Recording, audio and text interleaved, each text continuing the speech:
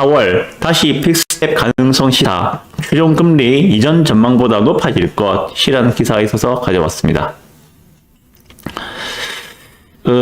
파월 의장님입니다. 현재 지금 전 세계 자산 시장을 주무르고 있는, 쥐락펴락하고 있는 파월 의장입니다. 잘 봐주세요, 이분. 제롬 파월 연준 의장이 미국의 식지 않는 물가, 고용 지표 두 가지입니다. 이유는 지금 물가가 지금 아직까지 안 떨어지고 있다. 물가 오름세가 지속되고 있다는 거. 그리고 고용 지표가 아직까지 많이 높다. 이 두 가지를 들어서 연준은 금리 인상 폭을 다시 높일 준비가 되어 있다고 말했다고 합니다. 이는 시장 일각에서 제기된 금리 인상 중단 기대를 무참히 짓밟는 것은 물론 오는 20일, 22일, 3월 20일, 22일에 FOMC가 있습니다. 그때 0.5%의 빅스텝 금리 인상을 단행할 가능성을 시사한 것으로 투자 심리가 급속히 얼어붙고 있다라고 합니다. 자, 현재 미국의 기준금리는 4.75%입니다. 한국의 기준금리는 3.5%입니다. 한미 간 금리 역전이 났어요. 그 차이는 1.25%. 자, 그러면 이번에 FOMC 3월 22일 날 FOMC에서 미국의 금리 인상을 만약에 0.5를 해버렸다. 그러면 한미 간 금리 역전 차는 1.75%가 되는 거예요. 상당히 부담스러울 겁니다. 정부 입장에서는. 자, 이게 지금 파월 의장이 그 연방 상원 청문회에서 이렇게 이야기를 했는데요. 최근에 경제 지표가 예상보다 더 강세를 보이고 있다. 최근 몇 달 인플레 상승률은 완화하고 있지만 인플레를 연준 목표인 2%까지 낮추는 과정은 멀고도 험난한 길이 될 것이다.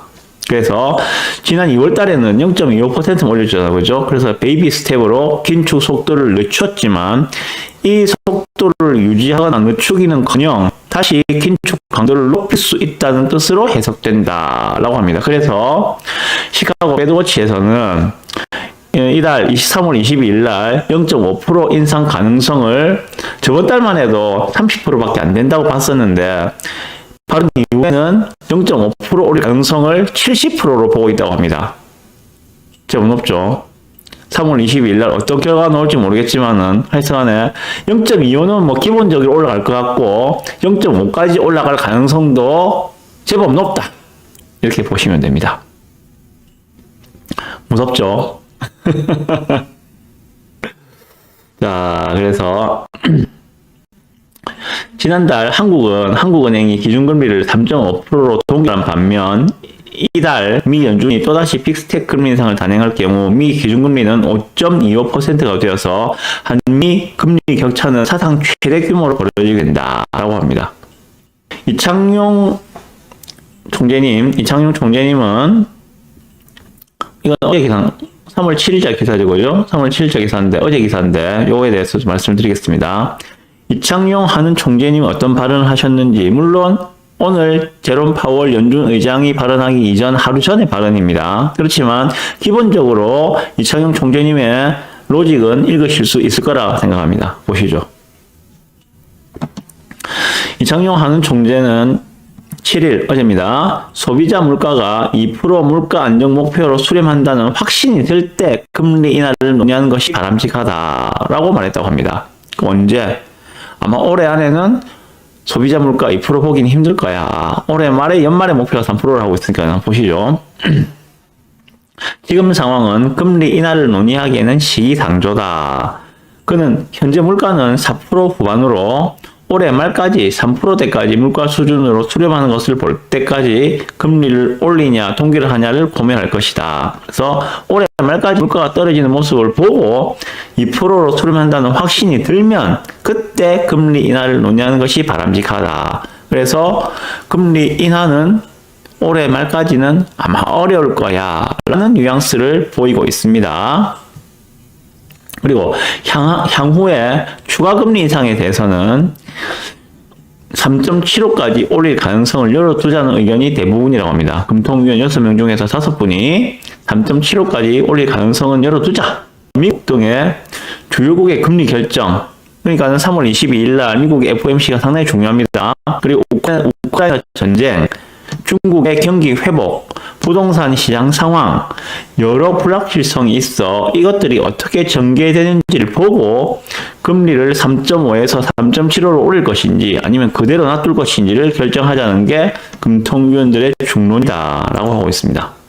금리 동결, 그러니까 3월 초에 금리 동결을 결정했죠, 그죠? 금리 동결 결정이 물가보다 경기 침체 방점을 찍은 것이라는 해석에 대해서는 어떻게 말씀하셨는가 하면, 경기를 정말 걱정했으면 금리는 내린 것을 생각했을 텐데 지금은 올리느냐 멈추느냐에 있다. 그래서 경기보다는 물가를 우선으로 하고 금융 안정을 더 고려했다라고 말씀하셨다고 합니다.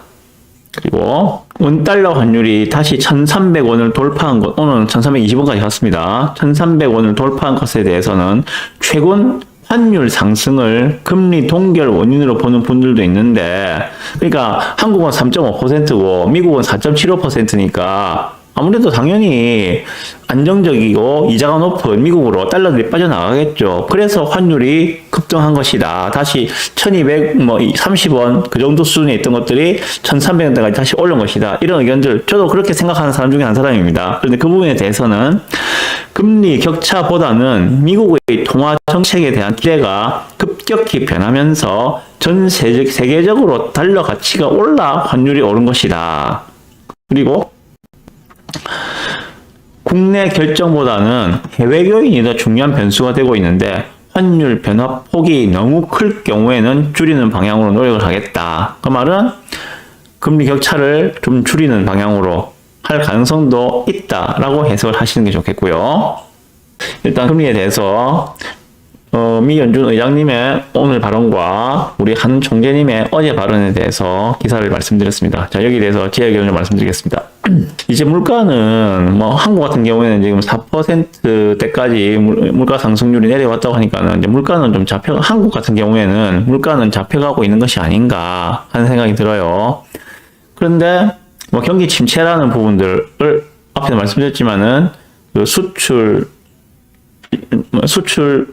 금액도 줄어들고 있고 무역 적자도 심화되고 있는 이런 상황들, 그런 속에서 금리까지 계속 올려버리니까 기업들 입장에서는 뭐 어마어마한 부담으로 다가올 수밖에 없겠죠. 그런 부분들이 경기 침체의 우려가 될 수도 있는 것들이고, 그래서 뭐 이에 대한 뭐 해결 방안들도 좀 필요하지 않겠는가 하는 생각이 듭니다. 일단 한 총재님은 선 물가를 잡자, 먼저 우선적으로 물가를 잡고 경기는 그 뒤에 부양을 하겠다, 뭐 이런 의견을 보이고 있는데, 또 그 반대편에 있는 분들의 의견들은 지금 경기 침체의 초입에 서 있다. 빨리 조치를 취하지 않으면은 나중에 더 큰 비용을 지불하는 경우가 생길 수 있으니까 지금 빨리 경기 침체에서 벗어날 수 있도록 방법을 찾아내야 된다. 그냥 어려운 것들이죠, 그런 부분들이. 자, 그리고 또 하나, 지금 한미 간에 금리 역전이 벌어졌고 그 격차가 지금 현재는 1.25%인데 미국이 만약에 3월 22일 날 0.5% 올린다면은 1.75%로 매우 큰 폭으로 벌어지게 됩니다. 그것은 외화 유출이라든지 그런 부분들로 이어질 수밖에 없을 거라 생각이 들고, 그러면 다시 또 달러가 1350원까지도 치솟을 그런 가능성도 저는 있다고 보거든요. 그래서 이런 부분들도 좀 과도한 금리 역전, 한미 간의 과도한 금리 역전도 좀 고민을 많이 해야 할 부분들이 아닌가 하는 생각이 듭니다. 그런데 이창용 총재님은 뭐 그런 부분은 염두에 두고 계시겠지만은 그 어나운싱 하는 내용에서는 그렇게 크게 개의치는 않으신 것 같습니다. 본문 내용 중에 보시면 금리 격차가 환율의 움직임을 결정한다기보다는 달러 강세가 얼마나 지속될 것인지에 더 많은 영향을 받고 있다라고 이창용 총재는 보고 있거든요. 그래서 현재 강달러 기조가 얼마나 더 이어질 것인가, 여기에 따라서 달러가 환율이 요동을 치는 것들이지 단순히 금리 차이만으로 환율이 요동치는 것은 아니다. 그것도 하나의 부분일 뿐이지 그게 전체로 볼 수는 없다. 이렇게 지금 해석을 하고 있는 것으로 보입니다. 그래서 지금 한국의 이창용 총재님은 어느 정도의 한미 간 금리 격차는 용인하겠다. 그리고 경기 침체에 대한 대응도 이제는 좀 손을 보겠다. 저는 그런 뉘앙스로 받아들여지고 있습니다. 지금 현재 한국의 기준금리는 3.5%입니다. 그죠? 그래서 기껏해서 그냥 올린다면 다음번에는 3.75%. 자, 그 정도면은, 거기에 가상금리를 더한다 하더라도 대출금리는 4% 중반, 4% 중반 정도로 보시면 되거든요. 5%를 넘기는 힘들지 않겠는가. 워낙 또 정부에서 지금 은행들이 이자 장사한다고 많이 그 쥐어 박아놨잖아요. 그죠? 그래서 금리가 다시 뭐 꿈틀거린다 하더라도 이전처럼 대출금리가 뭐 7%, 8%까지 올라가는 일은 아마 보기 힘들지 않겠는가. 저는 그렇게 생각을 해봅니다. 물론 많을 수 있어요. 진짜 세상 일은 아무도 모르니까. 그렇지만 일단 제 생각은 그렇게 정리를 하고 있습니다. 그래서 뭐 너무 겁먹지 말고 너무 쫄지 마시라. 많이 지금 금리 올라온 폭이도 엄청 짧은 기간 동안에 엄청나게 빠르게 많이 올라왔잖아요. 이제 남은 것은 그렇게 많지는 않을 것이다. 남은 미국 같은 경우에도 뭐 혹자가 말하는 6%까지의 금리 상단을 본다. 저는 그럴 가능성은 크지 않다고 생각합니다. 네, 너무 겁먹지 마시라고 이 두 기사를 오늘 타이틀 기사로 가져와 봤습니다. 네.